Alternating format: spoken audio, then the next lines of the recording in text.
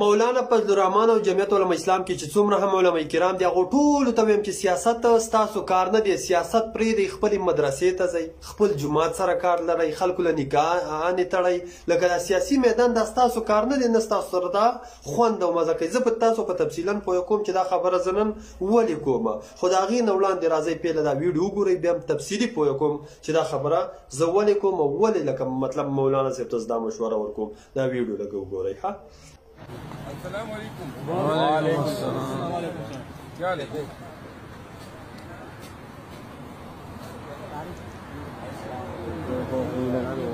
یار یہ اسٹینڈ کی جگہ چھوڑ کے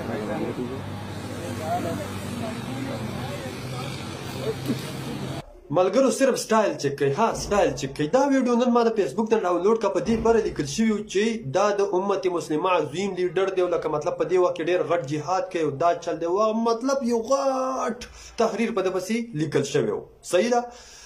خو تاسو که لږ سوچ وکئ، موږ مخکې زما سې ورکوټ موبایل او بټن والا موږ ډېر واړو، په هغې کې به موږ د جهانګیر خان دی او د سواتي دی او د دې خلکو دا ډرامې کتلې، نو په هغې کې به چې کوم ویلن او کوم ګندګیر به او کوم چې به ګندګیرانې په ډرامه کولې د هغه به دقه سټایل و. زموږ هم ډېر بدې شو، موږ ته خو پته نه وه چې داسې ډرامه ده، خو هغه ویلن به زموږ ځکه بدې شو چې هغه به ډېر د ګندګیرۍ او ډېر د حرامخورۍ چې کوم دی کارونه کول، مطلب چې کوم به ګډ یا کار هغه به هغه ویلن کولو په ډرامو کې. اوس هم کېږي، تاسو کتلی شئ.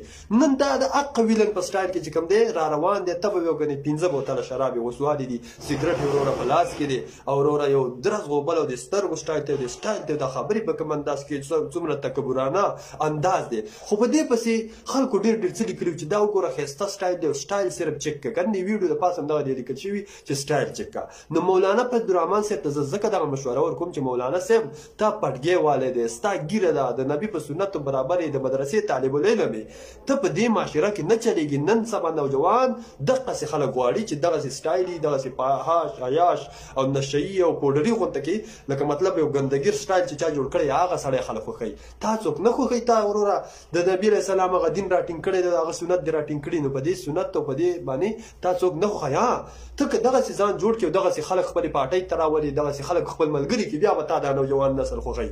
یعنې دا کومه جوسه او کم شکل چې تا خپل جوړ کړی که نه، په دې کې دا نوی نسل تا نه پالو کوي او نه دې سپورټ کوي. ټول عمر به ته دا خلک کنځلې کوي.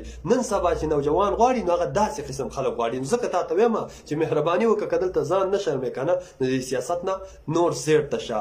ډېر د افسوس مقام دی. داسې قسم سړی به چې کوم دی په کلي کې په ګندګیر یادېدو، داسې قسم سړی به خلکو نه پرېښودو په کلي کې، ول دا کلي ماحول خرابوي. نن هغه زموږ د نوجوانانو هیرو دی، هغه ته موږ د امت مسلمه لیډر و. ډېر د افسوس مقام دی.